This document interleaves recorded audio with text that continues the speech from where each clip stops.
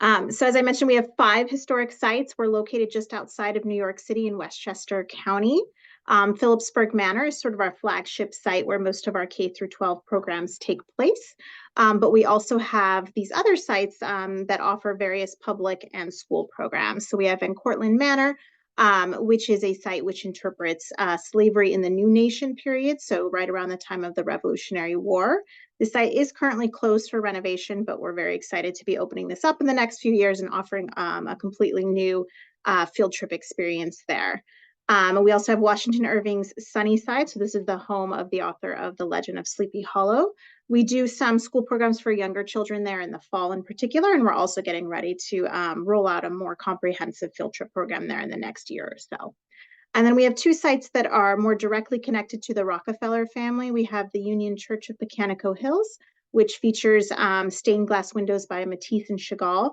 And this was the family church of the Rockefeller family.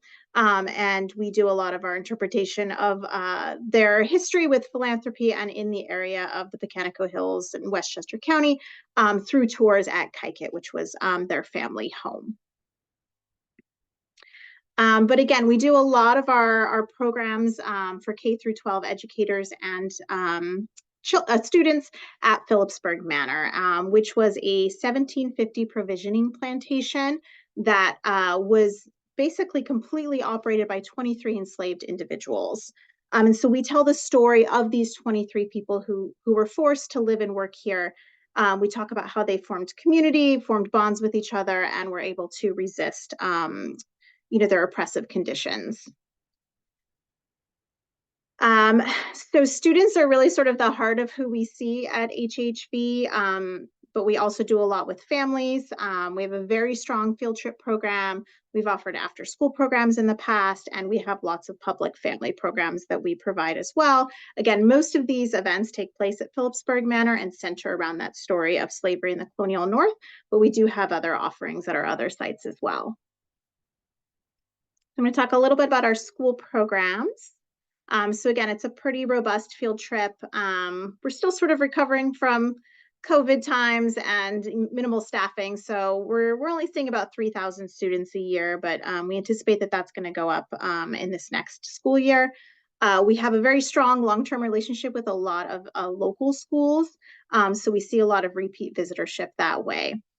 We often get students, mostly in the 4th and 7th grade, who are coming to our site as part of their unit on colonial New York or on the American Revolution. But all of our programs at this site really focus on the enslaved community, and that doesn't change regardless of the grade band that comes to us. So we've been interpreting this history for well over 2 decades. We were one of the first historic sites to really take the story of slavery and make that the focus of its programs. And because of that, we developed a framework for talking about slavery that we think is really helpful, especially when dealing with students. So the first thing that we do is we really focus on this idea of a microhistory. So the concept of slavery can be something that, it took place on a global level a long time ago. It can be a really hard concept for young students to grasp. So we start by examining the very local history of Phillipsburg Manor and the specific people who lived there and their stories so that students are able to connect to it in a more tangible way. We also know this is a very intense subject. It brings up a lot of emotions. And so in all of our field trips, we build in time for reflection and for processing the feelings that students might have when they're in these spaces and we're talking about these things. All of our programs are rooted in primary documents. We actually have, and we start all of our programs by displaying the 1750 inventory of Phillipsburg Manor, which is how we have so much information about the people who lived at Phillipsburg Manor, the enslaved community. So we always start there, and we use that as well as other documents and pieces from our collection to really bring home this idea of the importance of historical research and how we know things and why we don't always know things as well. We do have a lot of objects, but unlike most historic sites, the point isn't to go through and name every decorative art object in our collection, but we really want to focus on discussing the object in the context of somebody who used it. So if we mention something that, the wealthy colonist Phillips family might have used, we always do so in the context of, this is something that one of the enslaved women might have had to use to serve the Phillips family. So we always try to bring it back to the people who are in that space and not make it just about the object. And we really emphasize individuality and autonomy where it's possible. So we always refer to the enslaved community by their names as much as possible. And we try to emphasize the choices that they did have while they were under these conditions. And then, of course, we just have to be very comfortable with not knowing everything. These are stories that traditionally were not recorded. So we know that there are gaps here. We can sort of use our historical research and what we know about other sites of enslavement to make sort of, educated guesses. But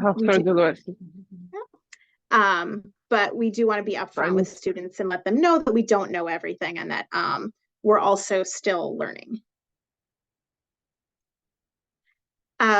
When students or public visitors come to Phillipsburg Manor, we're very intentional about our language, and we feel this is especially important for young children. So we try to use the terms enslaved people instead of slave, but more specifically, again, we want to use those names of people and refer to them as individuals. We use the term enslaver instead of owner or master, and we use the term self-emancipation or freedom-seeking instead of runaway, for example. All right, and so some of the resources that we have available, we have a National Endowment for the Humanities Teachers Institute that we offer every 2 years, and this is how we came to work with Tamar and other teachers who have participated in these webinars this month. So this is a week-long intense workshop that we lead about the history of slavery in the colonial North. We've been doing it virtually the past few years, but we are we're hopeful that we're going to be offering it again in 2025 in person at Phillipsburg Manor. And basically what we do is we bring scholars from all over the country together for this week to lead lectures and discussions about topics related to Northern slavery. We also have a very sort of in-depth and robust website about slavery in the colonial North. It's called People Not Property, and we'll be sure to put a link to it in the chat for you all. But this is, again, a very thorough exploration of the history of slavery in the colonial North. It uses primary documents, maps, timelines, videos that we recreated, short lectures of scholars in the field. There's activities in there for students, so it is really meant to be sort of a full circle exploration for teachers to use when talking about slavery in their classrooms.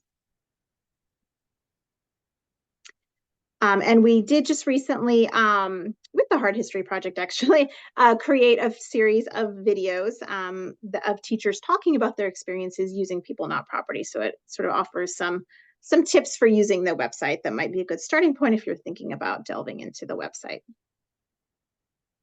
We also do offer virtual field trips if any of you are coming from afar. So we zoom into your class. We again show primary documents, videos, lead discussions with kids about slavery in the colonial North. And we have a new field trip that we're looking to offer more this season.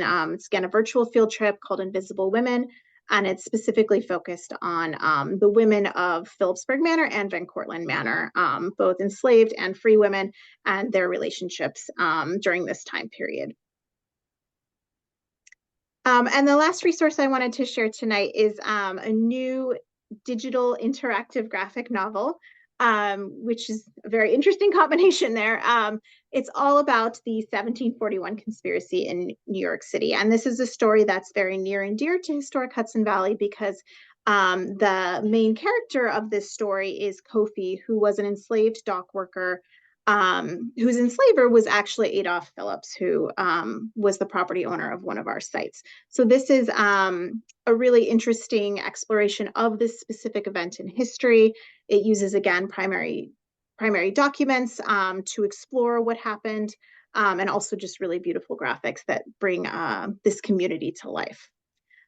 So again, and this will be released hopefully in the next month or so. We're still tightening some things up, but it's coming very soon this spring. And we will have a big teacher launch party in June at Phillipsburg Manor. So if you're interested in coming, keep in touch with us and we can invite you to that. I think that's it. Thank you, Nicole. Appreciate it. Well, we are going to kick it off to our presenters for the night, Sarah and Tamar. I'll share my screen with your slides and y'all can kick it off.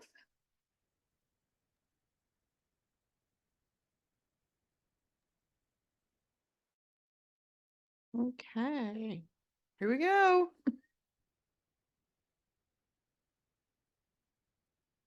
Do we want to go straight to the question?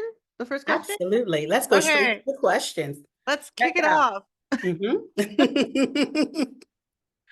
So we would love if you could share a few lines in the chat about what you learned about Christopher Columbus when you were growing up, whether if you went to school here in the United States or anywhere else in the world. What did you learn about Christopher Columbus? And we're gonna kind of just see where some of the answers take us as we get started.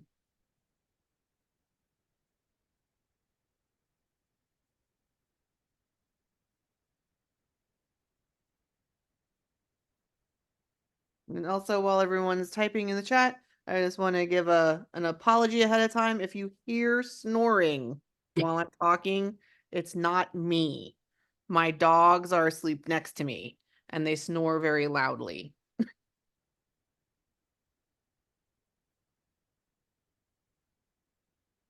So I must say, Dr. Sarah, I agree with already some of the items that are being shared in the chat. Like I was taught that he discovered America. Hands up for that one. Thumbs up there. He was the first person to find America, and that was put in quotations. In 1492, Columbus sailed the ocean blue. So yes. One also says, Gail says he was the fearless adventurer and hero who discovered America. Faye is coming in with Christopher Columbus discovered America. I have another one. He traveled, and that's from Joy Polidor under my name. He traveled around the world and that the world was either flat or round. Yes. I remember that too. Miriam says the first to find someplace new. Yes, thank you for that. Denise Rohan chimes in. I went to school in the Caribbean, and we were taught about the native people that he encountered. The Taino, the Arawak, the Carib people. He discovered the island. And did I say that correctly, Dr. Sarah? How do I say that? You did. All right. Oh yeah, you got it. I was cringing at the discovered part. Yes. But that's what we were taught. That's what we were taught. Yeah. That's what we were taught. And that's what kids are still taught. And that's what it is. And this is what this webinar is about. We're talking about Christopher Columbus. And go ahead, Dr. Shear.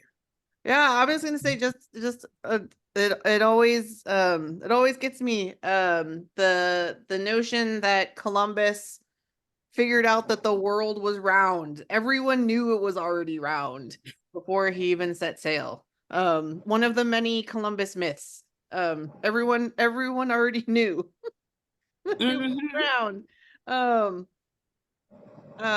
Yeah, and that he discovered, adventurer, fearless adventurer. Fearless adventurer. Yeah, fearless adventurer. All goes to the tropes of what we were all taught, and unfortunately what a lot of kids are still taught. So thank you everyone for contributing. We'll do another question that's going to help us also steer towards some of the things we want to kind of conclude with tonight. Is it, and again in the chat, if you know whether or not your city, your state, or your school district celebrates Indigenous Peoples Day and or Columbus Day. If you have any of that information ready, would love to see that in the chat if you know. Sarah, what do you mean by celebrate? Do you mean just acknowledge it as a holiday, or do they do something special So for it? could be just, could be an acknowledgement. It could be a parade. It could be some kind of school assembly or other types of engagement.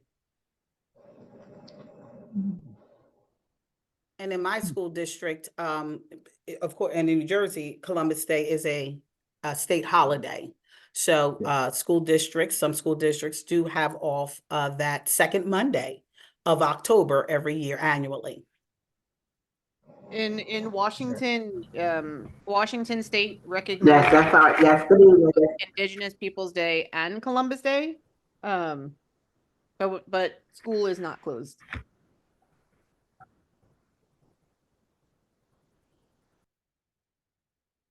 Okay, so combined. Thanks, Gail.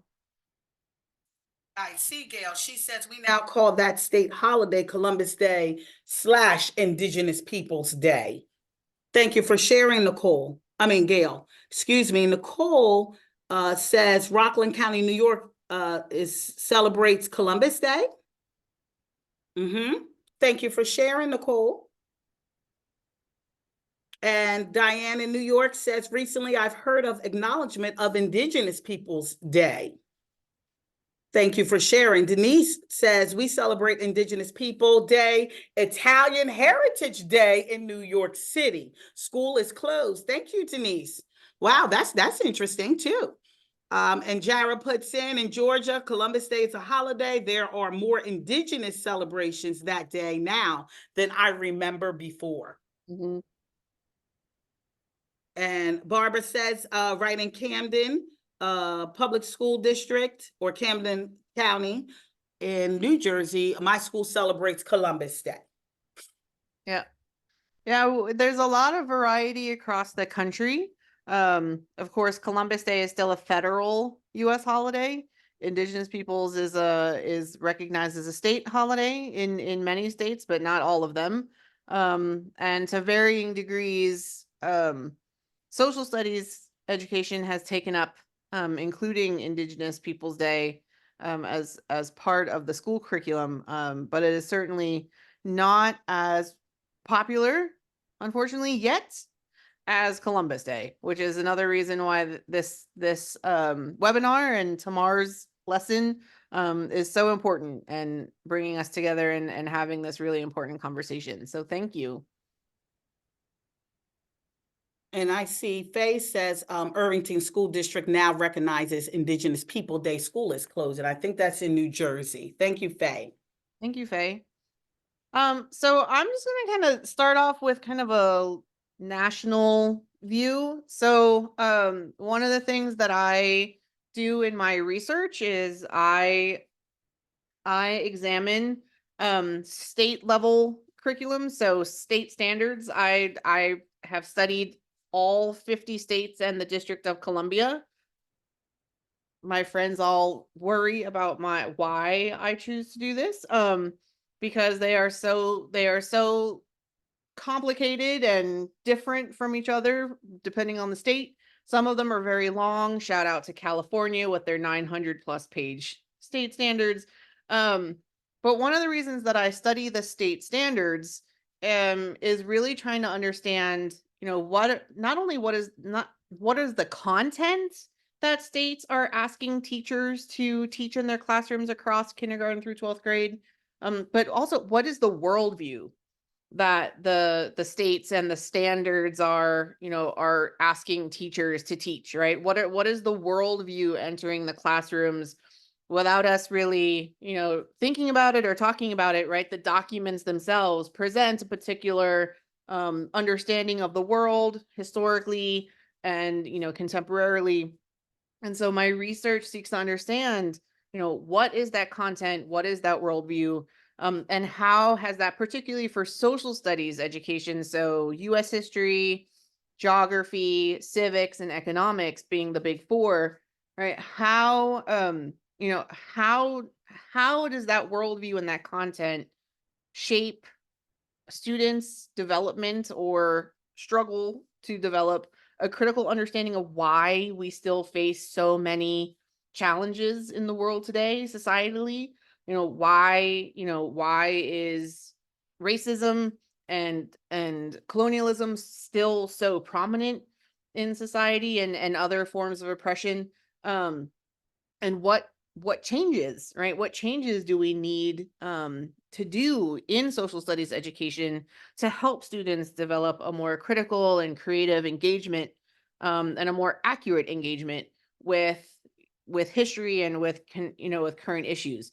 And so I often think about the work that I do with the Upstander Academy, which is part of Upstander Project, and the amazing teachings of one of our dear colleagues, Kisa, where he talks about, a lot, the predominance of what we learn in the United States, what we learn in schools is from the worldview, from the point of view of the people from the boat, right? So if we're thinking about Columbus in this context, or the white Western Europeans who are coming to what becomes the Americas, right? That is the predominant worldview. That is the predominant perspective that we see in the state standards and also in textbooks. My students at the University of Washington Bothell, all future elementary teachers, when we start digging into these curricular materials, they often ask me, which came first, the problematic textbook or the problematic state standards? I'm like, well, they kind of go hand in hand, right? It's like the chicken and the egg question, right? Which came first? Which bad thing came first? Because they cycle around each other. Textbooks, being a multi-billion-dollar industry, are always watching what the states are doing, right? What revisions are they making to their standards or their supplemental curricular materials? And they, and the textbooks will kind of cater to the big markets. And what we see is a predominantly white Western sense of the world, a very like distinct whitewashing of history, a very pronounced rooting of social studies curriculum in white supremacy. And you can see that, and that's the view from the boat, right? And we can see that in this example on the left, which is from a 2019 fifth grade Pearson textbook, where it's a chapter on exploration, thinking about Columbus, and the academic vocab word in this section is claim or claimed, right? The official declaration of owning something, such as an area of land, right? That's the definition given in the book. But the context with which the students are engaging in the text is even more dangerous than talking about owning land, right? Because it says that on that morning, Columbus claimed the land he found for Spain. He also claimed the people. That goes completely unchallenged in the book. There are no questions about it for students to ponder. There are no tips for teachers to engage in the teaching, in the teacher's resource guide for how to engage students in a critical examination of the belief that people can own people. And so it just goes unsaid that this is how it is, right? This is how it's meant to be. This is the norm. And that is so dangerous for the perpetuation of white supremacy in social studies. What a lot of teachers are trying to do, Tamar being one of them, and from the historic Hudson Valley and other amazing education spaces, are trying to flip that script, right? To flip that script to challenge, right, the worldview that has really been for too long like the anchor of social studies education. And we see that view from the shore, right? Or as Kisa Tanamuk, teaches us, right? Thinking about like what is the worldview of Indigenous peoples? What is the understanding and point of view of Indigenous peoples? How do we center their voices and their experiences in our teaching and learning? And so this example on the right, which is a screenshot from a lesson about the Taino from Native Knowledge 360, which is the Smithsonian's Museum of the American Indian, right, is helping create curriculum for teachers to flip the script, to change the point of view that students are learning from. And so this is just two examples, and Tamar's going to talk more about her lesson that really like further exemplifies this call that we are making, right, to shift from the predominantly white Western European worldview, right, to an anti-colonial, anti-racist frame. Where we're challenging the history, we're making it more accurate and opening space to hear from the voices of peoples who were most impacted. So I'll just pause there and hand it over.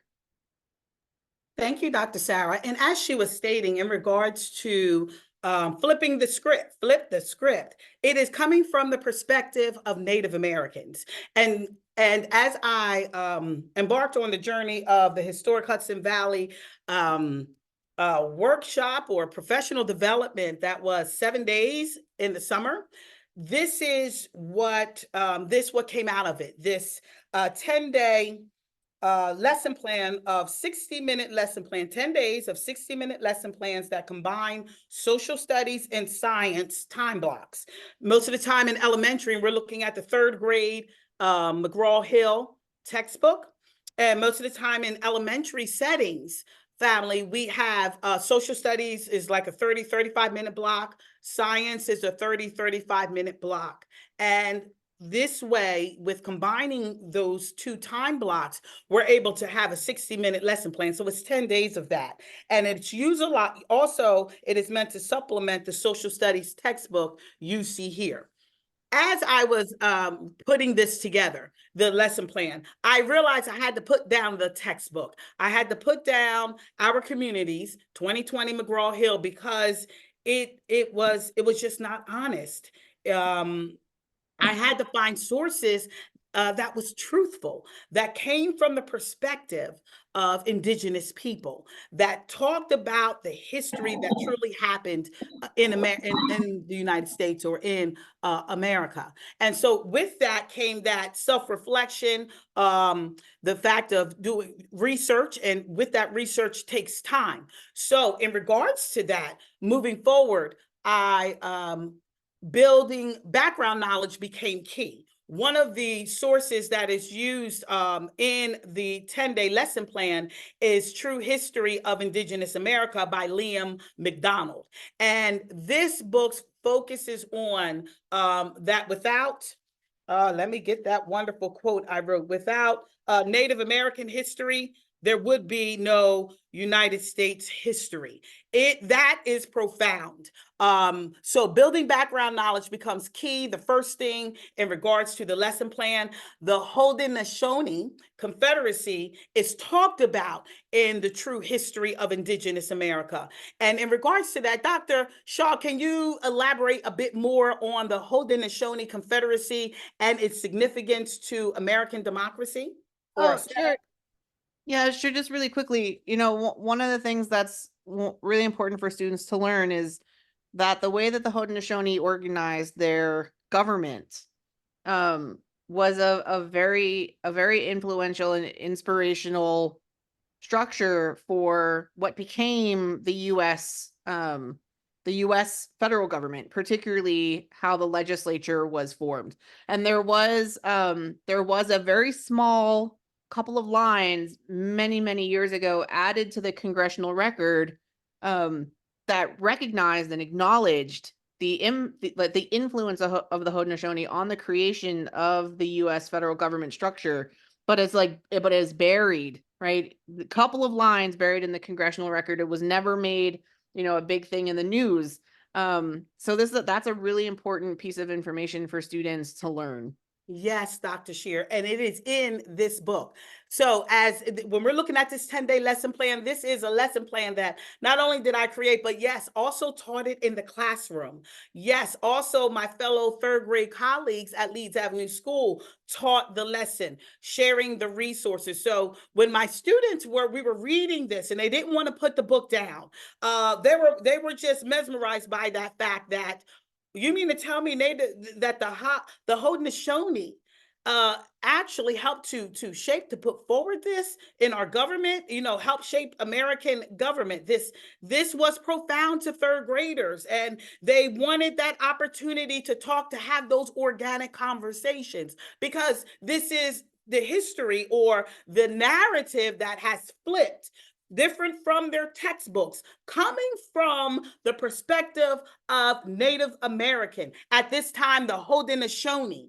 So they're learning differently. And as they're learning differently, I want to say, when we begin on this journey, and notice that as we're talking about this is just building the background knowledge. We're now moving to day 1 and 2. But before you get to day 1 and 2, or as you move right into day 1 and 2, and you want to establish those norms, those community norms, such as having a brave space classroom. That is my third rule in my classroom. And that is where we're going to have these talks on history that is good, bad, ugly, and messy.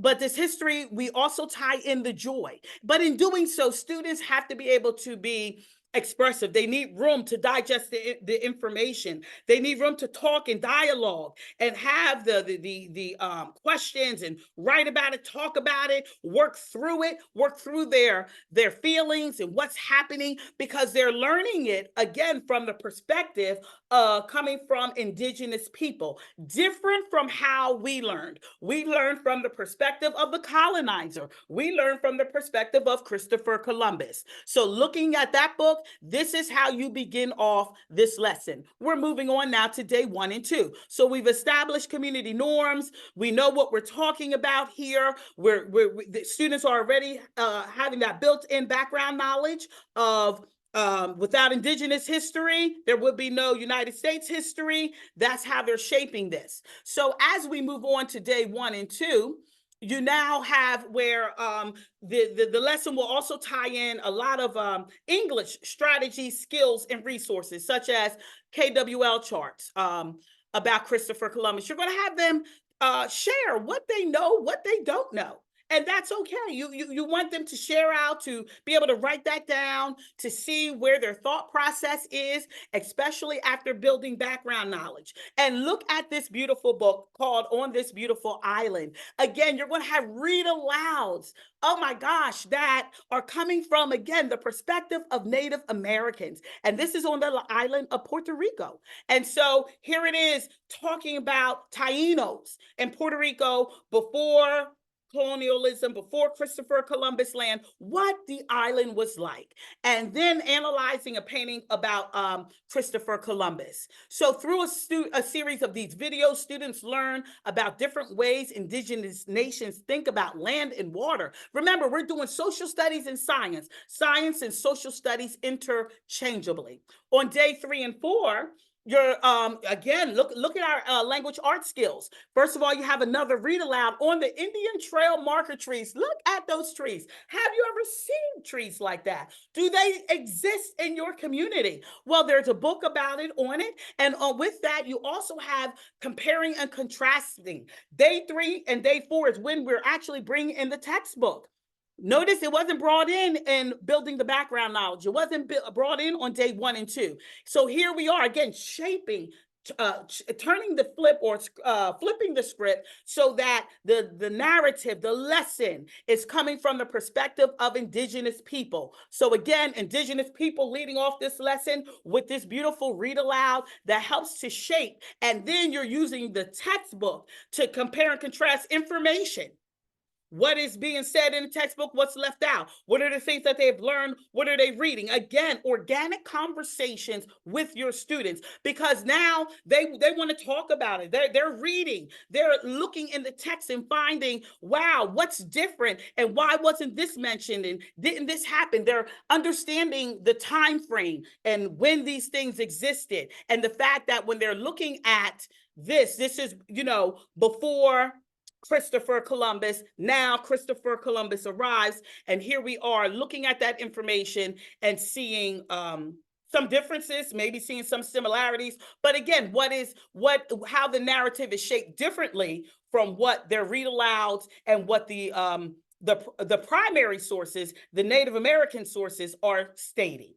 or day 5 and 6 is important. It's critical that students understand mapping. They need to know where Christopher Columbus landed. When I was going through elementary school, up into middle school, I thought, you know, we celebrate Christopher Columbus in New Jersey because he landed right here in the Americas. I didn't understand the term Americas. As Nicole talked about vocabulary, that's another word. We have to be specific in mapping, stating North America, South America. We have to show on journey 1, on his first journey, where he landed. It was Hispaniola in 1492. Show where that is on the map. That is the island that now consists of Haiti and the Dominican Republic. Show where the second voyage went, and then the third voyage, and then the fourth voyage. Because again, when I was in grade school, I just thought he landed outside New Jersey or something. That's why we celebrate Christopher Columbus. America, it sounds the same.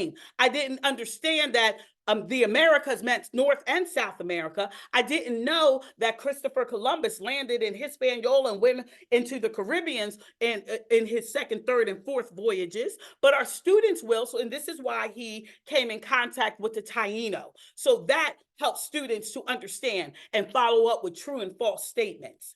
On day 5 and 6, here we are again. We have constant science integration, and this is a 10-day lesson, so I'm only giving those highlights of each day, and there are many. However, day 5 and 6, students are learning about waves, the indigenous wayfinding, and indigenous mapping. Those are skills. Okay. At this time, also, we're going to talk about and reflect on how Columbus was also studying slavery for 10 years in Madeira. The reason he enslaved Native Americans is because he saw it in Madeira. I learned that during the professional development for his historic Hudson Valley. I was floored. I was like, what? I really needed more information on that. That piece of information helped to solidify what my intake and what my understanding of Christopher Columbus was, because I never understood, where did he get the idea? Like, when he landed, he just wanted to start enslaving people, but that was because he saw it in Madeira for 10 years. Okay, now that makes sense. So as we're looking at day 7 and 8, that now goes into the transatlantic human slave trade. We're looking at that vocabulary because we're talking about people. First of all, we're talking about the first people that were enslaved, which were the Taino, the native people. And the website of People Not Property helps teachers to help guide them in showing actually seeing it, seeing pictures, being able to read it, and help guide the learning, help guide the discussion. The read alouds help, again, guide the learning, help guide the discussion, and help to build the information truthfully and intentionally from the perspective of Native Americans, so that our children are learning history the way that it should be. So day 7 and 8, again, the transatlantic human slave trade is discussed. And this is definitely a day where you're going to need time. You want students to be able to share out, to understand, to be able to, realize, what actually happened and took place, to be very specific on how this happened, how it affected our history today, and what that means. And most importantly, when we're talking about that transatlantic human slave trade, we're talking about North, again, and South America. It was not just a United States thing. So that is very important. Through this all, day 9 and 10, we are water protectors. And this is, again, a beautiful read aloud from the Ojibwe people. In this book, it talks about, you see the illustrations, the beadwork. It talks about the beauty of water and how we need to be ambassadors for our environment. Again, we're tying in that science component. Again, we're also bringing in the joy of learning Native American culture, history, their impact, and the fact that through these lessons, you're going to see the existence of Lenni Lenape. You're going to see the existence of Taino, and Indigenous people are still alive and relevant today. There are links, there are resources for our students and teachers to learn and engage in together. So this lesson, 10-day lesson, compiles briefly of all of those things.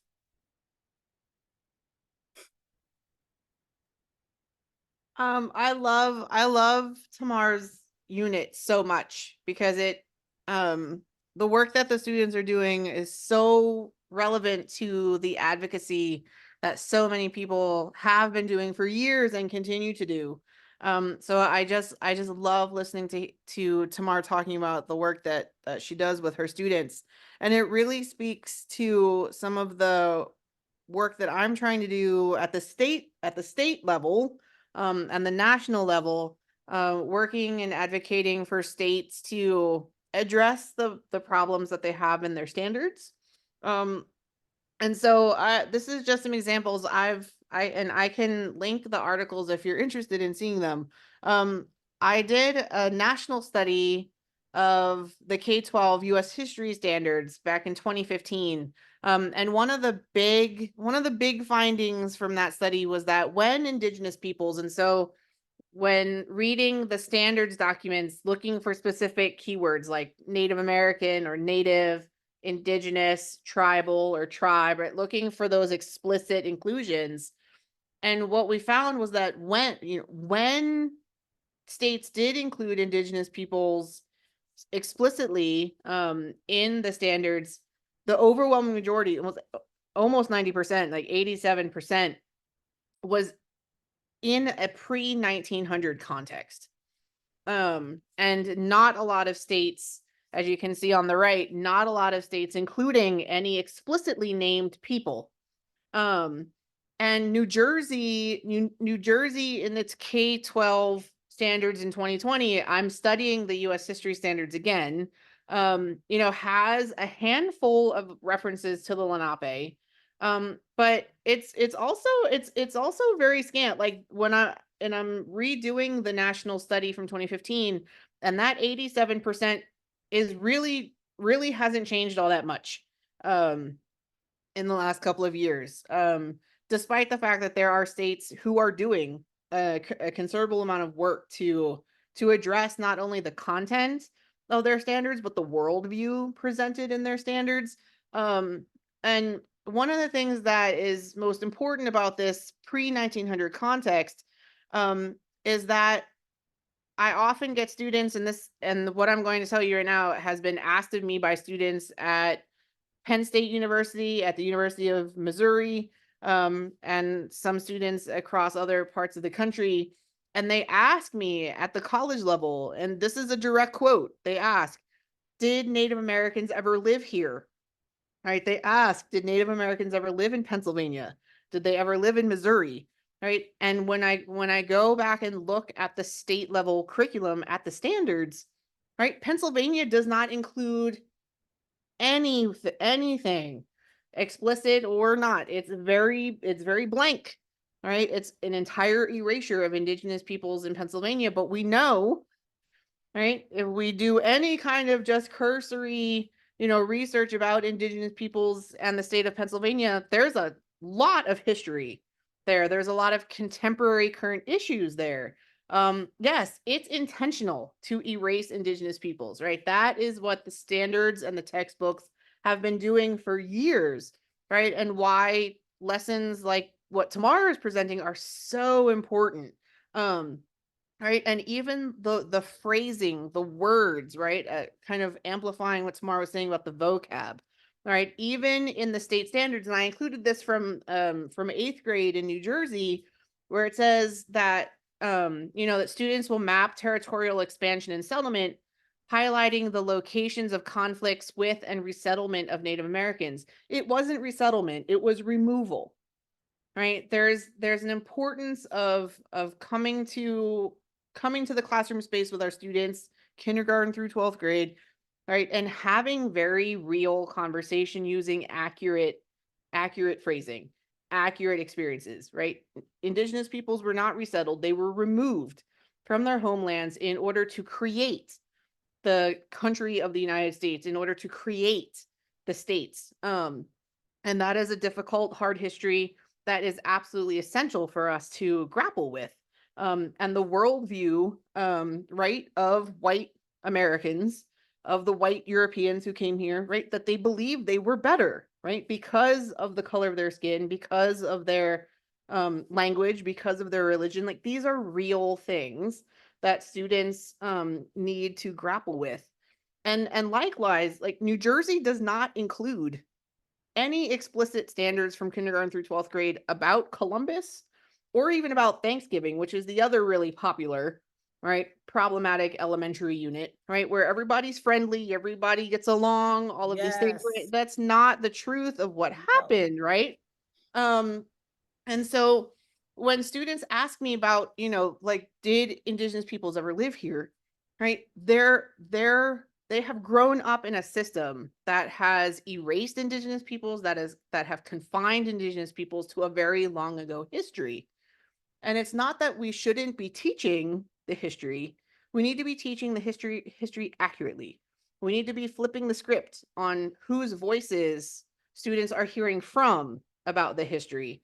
And what I also love about the way that Tamar's unit moves and moves through the days and gets into like the We Are Water Protectors example is that that's a contemporary, a current example, right? So students are learning about the history, and now they're coming into the present.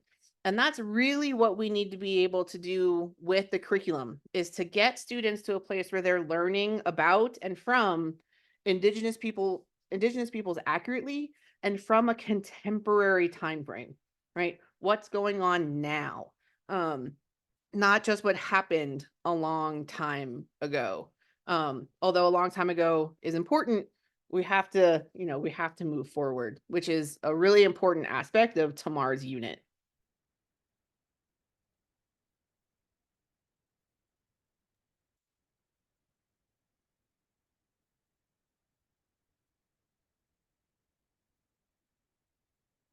Tamar.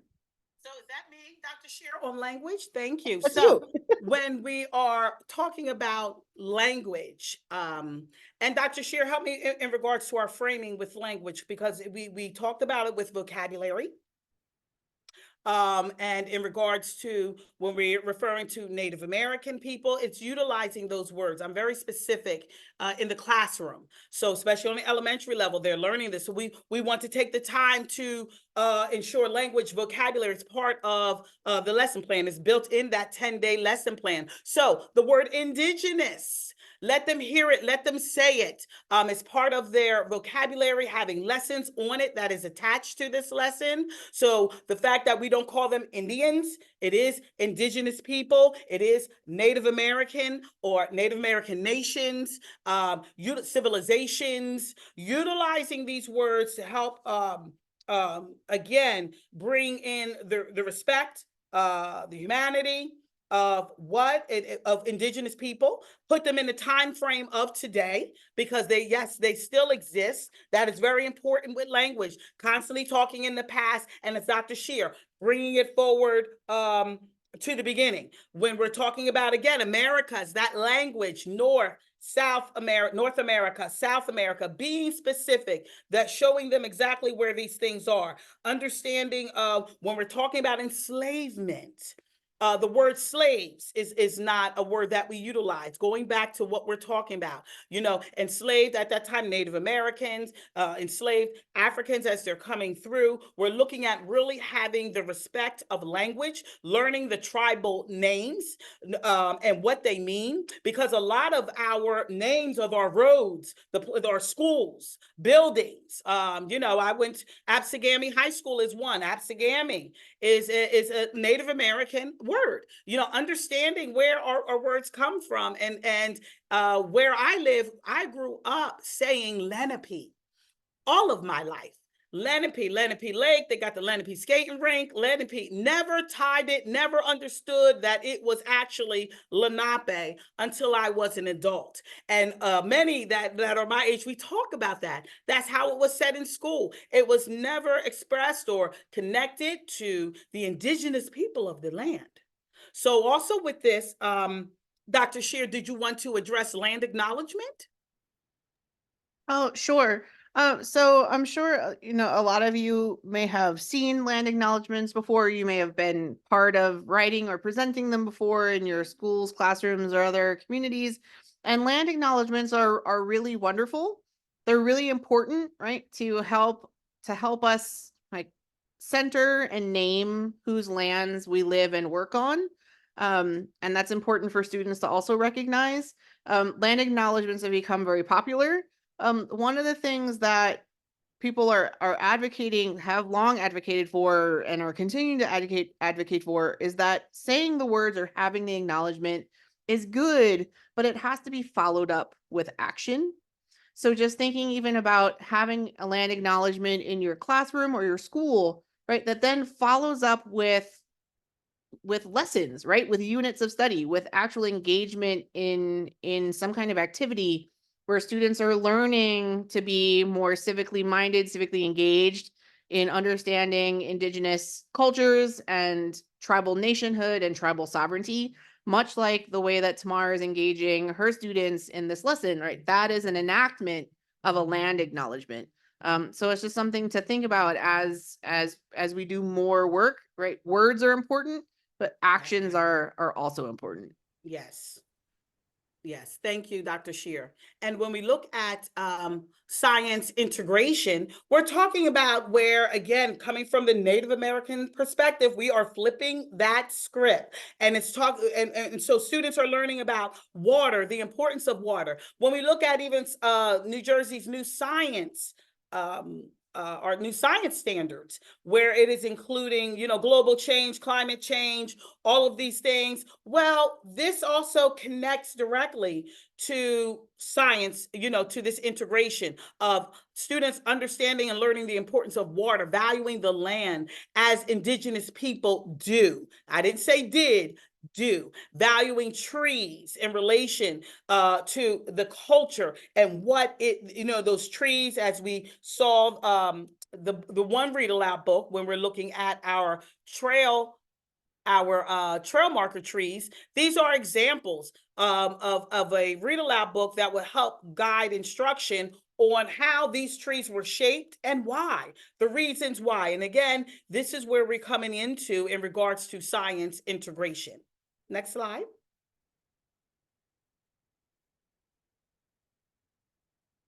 And of course, another writing component, we have that ELA tied in.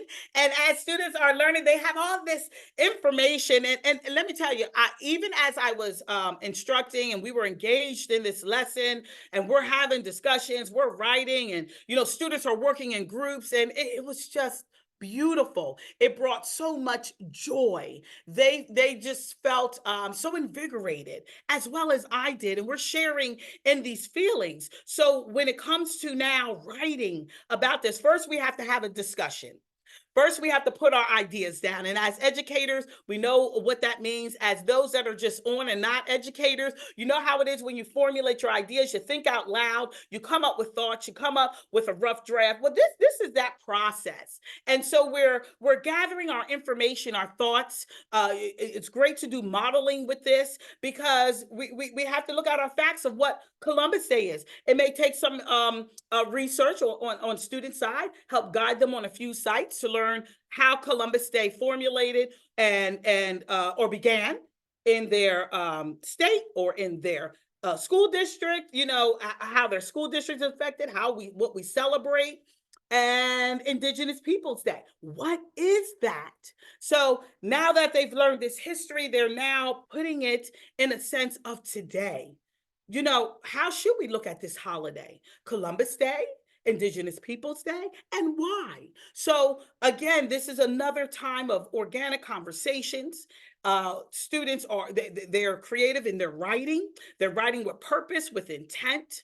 They like to be able to go back and look at those read aloud stories and include details from it because it resonated with them in some way. So this is that one of those projects that again gave such great joy as a teacher, as you know, a teacher that was also learning on our own, doing this, you know, the first time with third graders, teaching this lesson. It was a beautiful experience.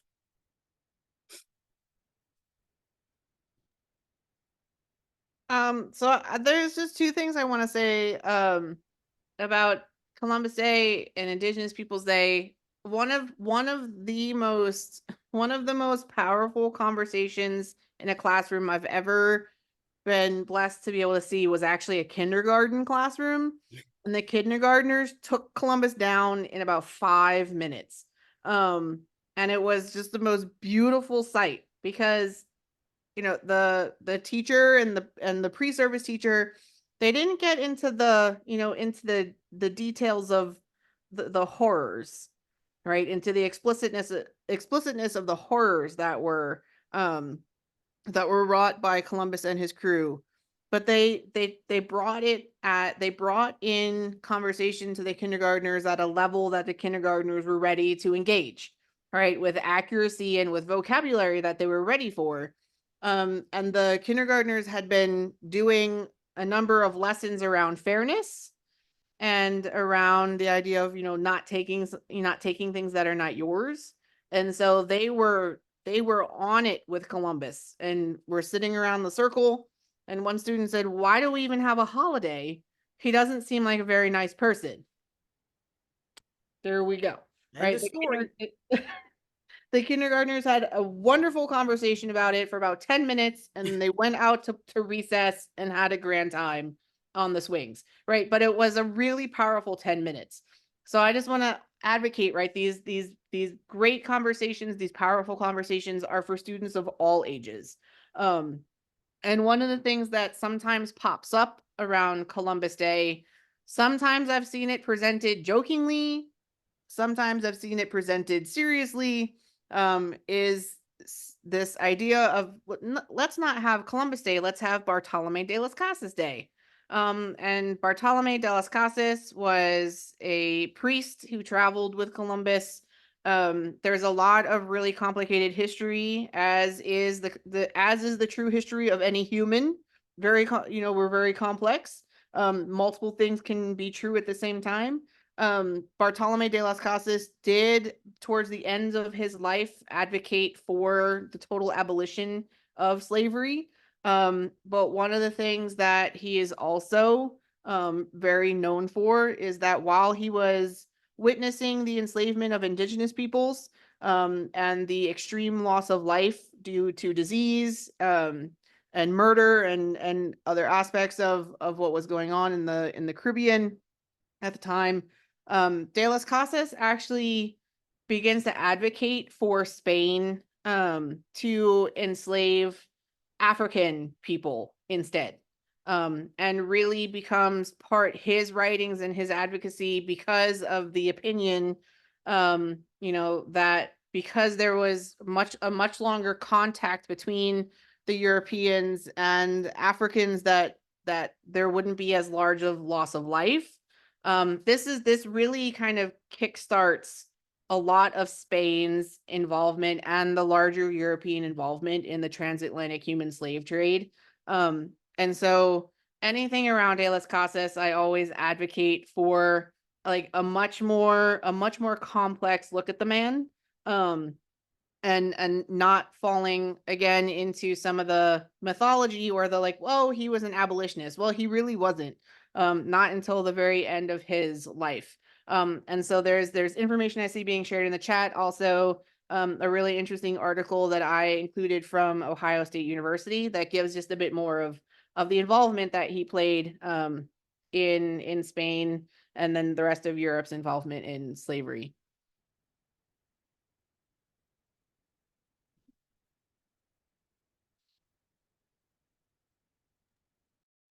Q&A. We are Q&A. here already. That was great. Wow. Do you all have any like final words about the lesson or about any of these topics? And we have a couple of questions already in the chat, and people can type more in about the lessons or about any of the resources, about how students responded. Yes, Cynthia, let's go right into the questions, Jara. perfect. Yeah, let's take time to talk about questions.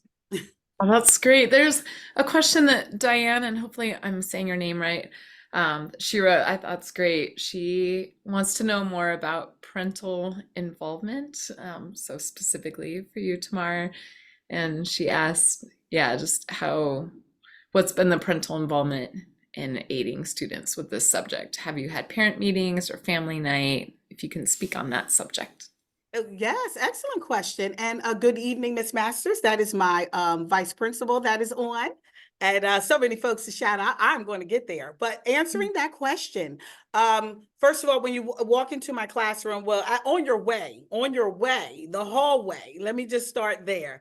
The hallway is always a representative of inclusive of curriculum folks. So whatever month we're in there right now, it's Women's History Month. So of course we have women of all diverse backgrounds. And students are also aware of, for example, as parents, because it's been parent-teacher conference, they come in.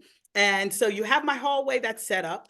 And going into the classroom, you actually have the mandates posted right when you walk in on the right-hand side next to my wall, which means we are learning to what we're learning: language arts, math, science, social studies. Those mandates are the Amistad, Holocaust, Asian American, Pacific Islander mandate, diversity, equity, and inclusion mandates that are to be taught K through 12.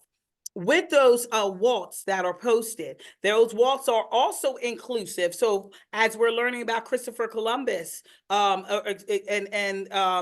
we flip the script to come from the perspective of Native Americans, that is what my waltz states. So that is also key. When you come into the classroom and as you're perusing through, you have a plethora of books displayed on Jewish studies, for that range from on Sephardic, Ashkenazi, Mizrahi, and Beta Israel Jews to Hispanic books, Hispanic American books that include Sylvia Mendez, Roberto Alvarez, and other books. You have books on, for example, Ramadan, which is happening at this time. So again, assalamu alaikum and happy Ramadan to everyone that celebrates. We want to recognize and acknowledge that. You have those books displayed. You have African American books along with books that cover the history of Africa. You have Asian American Pacific Islander books. You have Native American books like the ones we're talking about. Those are in my classroom. So the reactions I get from parents is very positive, very supportive, like, wow, they're learning this. Students go home, parents respond because students go home and talk about it because we talk about it in class. And I ask, have you shared this at home? Oh, wow, you recognize it? This is something that is also that you do as well, or, something that they've learned, they're always rewarded with sharing. So parents would respond on Class Dojo on how they, what their child was talking about, or when they pick them up, they're coming into the classroom. It's constantly reflected because it's important that students see themselves in the classroom every single day. And in order to do that, it must look like that. Thank you, Tamar. A couple of questions that have come my way. One, Dr. Shear, Sarah, you were talking about the state standards and what is left out of them.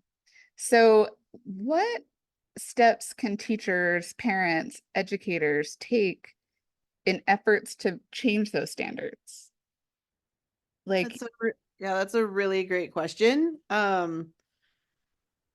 So I think it's important for all of us to keep track, and states keep a calendar on their Department of Ed on when, what the cycles for revisions are. It's usually every couple of years.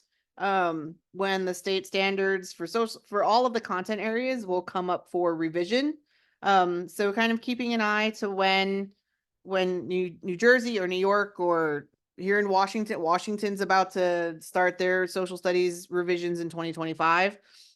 So being sure to be in contact with folks from departments of ed, asking explicitly how the revision committees are going to be formed.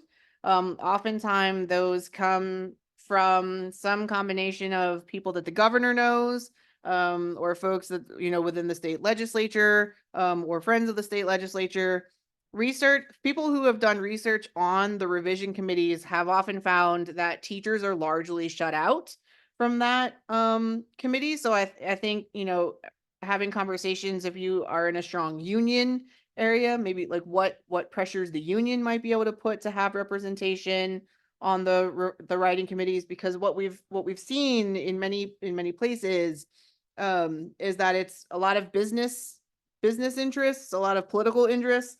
A lot of the committees often have people who have never stepped foot in a classroom, from the vantage point of a professional, right? They were a student at some time, but that doesn't make someone an expert, in teaching. So Minnesota just revised theirs, and I know they had quite a groundswell from the bottom up, like teachers and the unions and other kind of local entities, really advocating and putting a lot of like vocal pressure on the state to include more teachers and a diversity of teachers, right? Instead of what has largely been a predominantly white space, of non-educators writing materials. And again, that's why we see, right, these cycles of really trash documents, just speaking frankly, that, promote a white supremacist ideology and exclude accuracy and representation.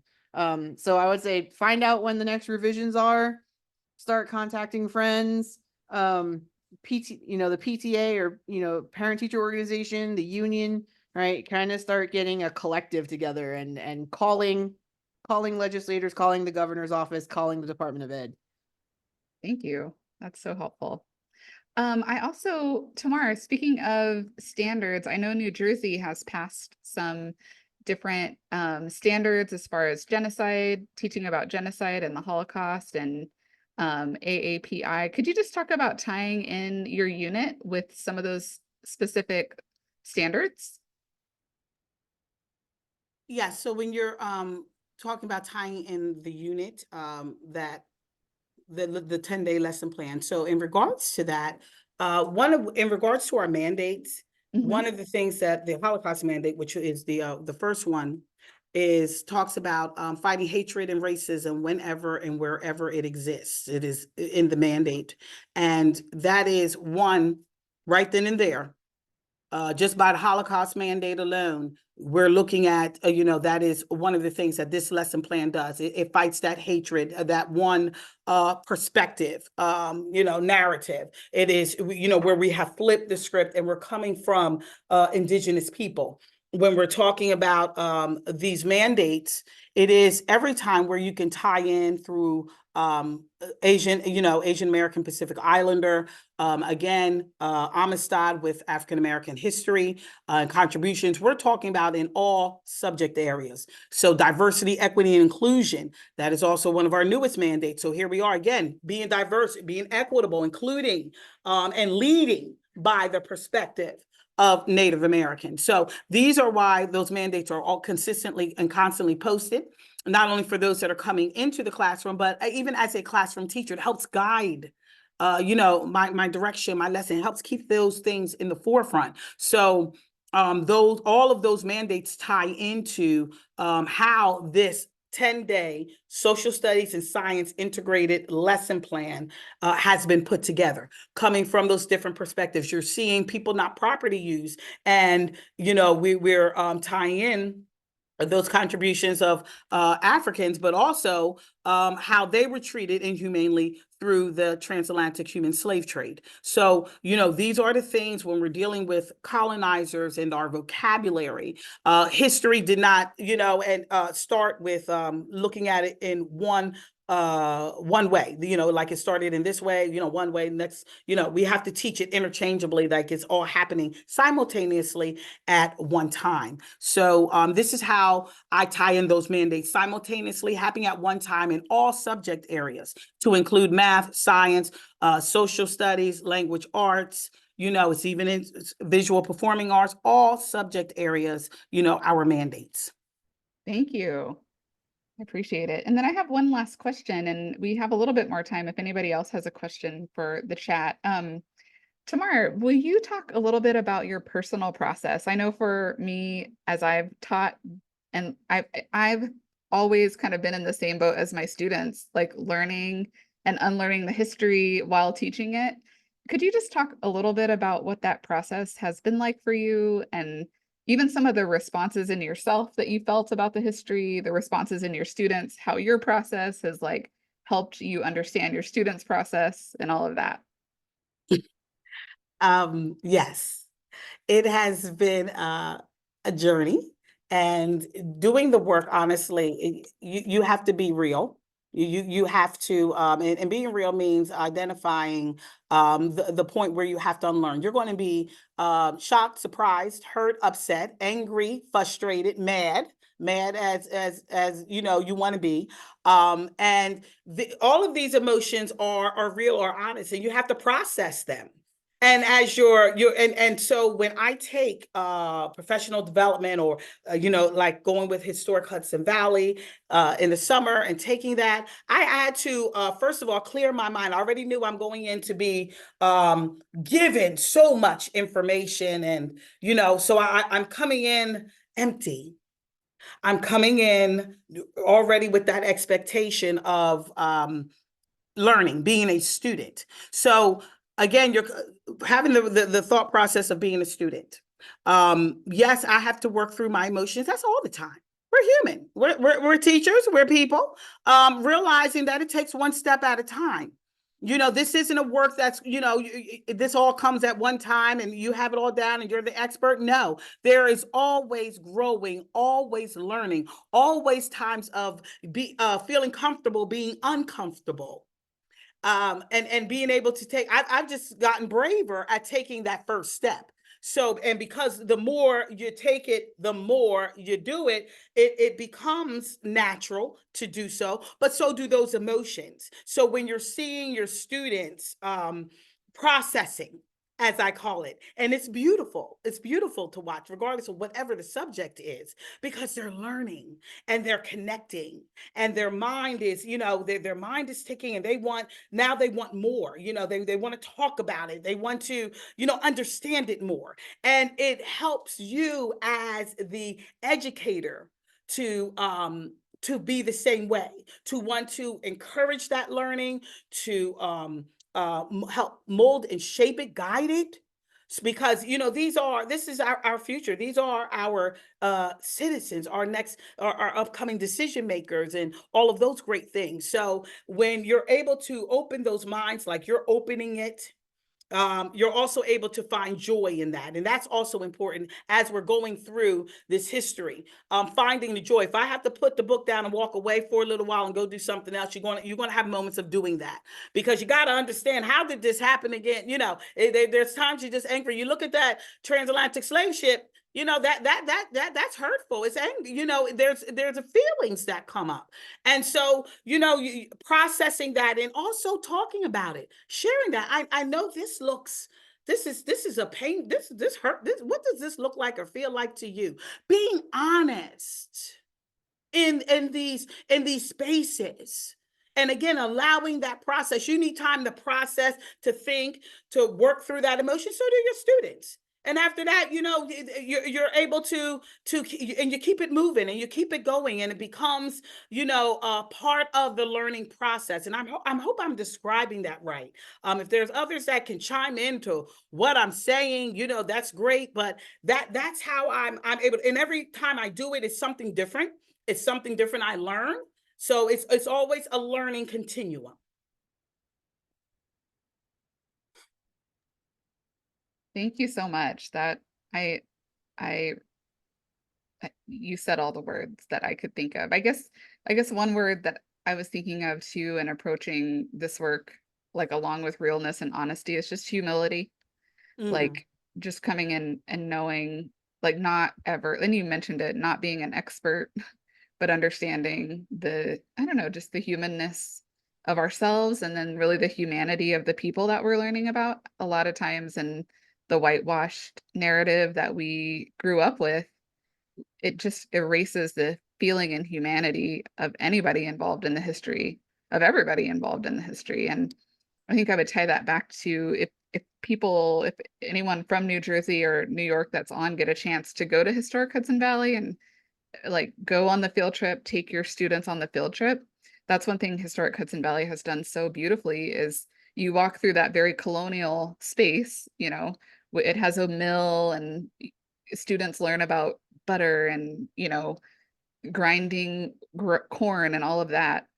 But instead of it just being that, you learn about the people who were enslaved on that site. You learn their names. You see how old they were. They were 2, they were 76. You learn about their jobs and their lives. And it's so humanizing. And I think that piece that I've just felt that through your lesson is like we're learning about human people and connecting as humans. And that makes the learning so much richer and deeper. We have just a couple minutes. I guess as we're signing off, Sarah and Tamar, did you want to say something? I have to shout out. I got to do Yes, a shout out like I did in the beginning. Let I me love shout it. out, Jara. Do it. So I would need to shout out NJEA again, New Jersey Education Association, the PD and Instructional Issues, Members of Color, the Patriots Alliance, Underground Railroad, Immersive Curriculum Writers, Sanjada and Unira are on. Thank you so much. Atlanta County Council Education Association. Assalamu alaikum, Miriam. Good to see you. Mainland Pleasantville, NAACP. Thank you, Dr. Nataki Chestnut Lee. I see you. AC Ed Equity, Promise of Deliverance Ministries. Hello, church family. NSPDK, National Sorority of Phi Delta Kappa Incorporated. Yes, so my soror Jackie's on. I have quite a few sorors on. So I am just thankful and grateful for all that are on. Again, thank you for coming. Thank you for coming out. Thank you for being part of this work and what you do. And I am just humble, I'm just grateful, and I'm appreciative. Thank you. Thank you, Tamar. Sarah, any final words? Yeah, I just want to thank you for inviting me to be part of this conversation. And I'm so inspired by Tamar's work. It's really what nourishes me to continue to advocate at the state and national level that I do, hearing from teachers who are doing this every day with their students and teachers who are here who are going to be doing it with their students and just supporting each other in community. We all have a really important role to play in the change we want to see, and I just love being in this space with all of you. So thank you. Yes, thank you all. And I'll download these slides into a PDF and send a resource sheet as well, probably tomorrow. I'll just send that out to everybody who registered for the webinar so you have access to all these resources. And then Historic Hudson Valley will at some point have the recording of tonight and upload that to a website. And hopefully if we could share this video with other people who weren't able to attend tonight. So thank you so much, Tamar. That was wonderful. Thank you so much, Sarah, for your expertise, and for all of you joining us tonight. Go love those babies tomorrow, however old they are. And just thank you all for joining. Yeah. Thank you. Thank you. Have a good Thank night. you. I'm glad to be on here. Hudson Valley. Thank you. Thank you so much, Barbara. Loved it. I really loved it. Thank you. Thank All you. right. Thank you. Y'all have a good night. Thank you, Faye.